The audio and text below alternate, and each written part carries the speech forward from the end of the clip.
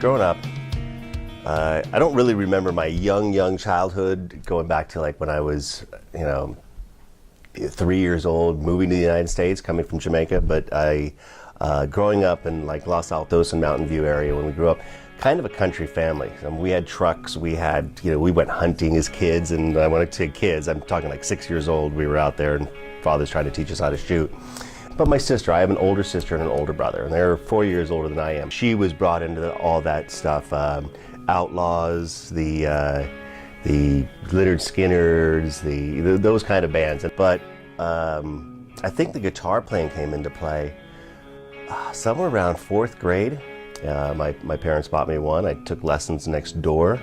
So the rule was I had to learn 10 songs all the way through, and I would get an electric guitar.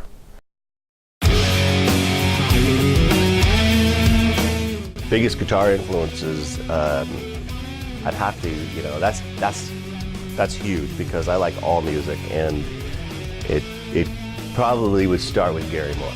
That's Thin Lizzy. That's probably where it started. Of course, Randy Rhoads. Randy Rhoads is probably well, actually that guitar right there was my influence for Randy Rhoads. That's the 68. He played one. I've only seen one picture of him with a black Les Paul, and I walked into the shop and bought that because of Randy Rhoads. So he was a big influence on me. As far as influence goes from bands that influenced me, Clutch is definitely the biggest one.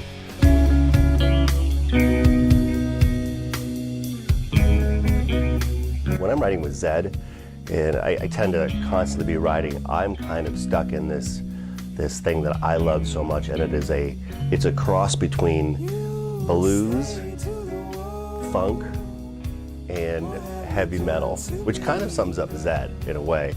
Pete is a spectacular front guy, and it really helps to be in a band where the guy that's standing out there in the front playing the guitar and belting it out with everything he's got is delivering something that everybody's going to cheer everybody about.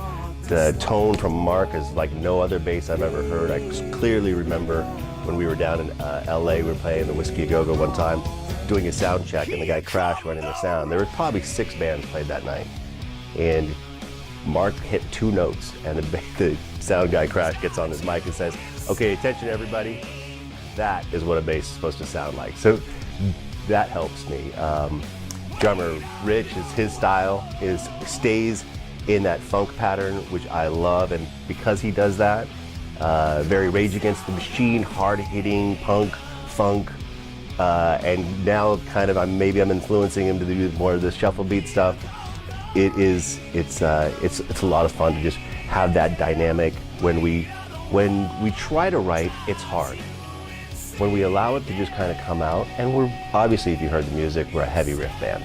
So it just kind of starts with these riffs and these grooves, and next thing you know, it's like thunder comes out.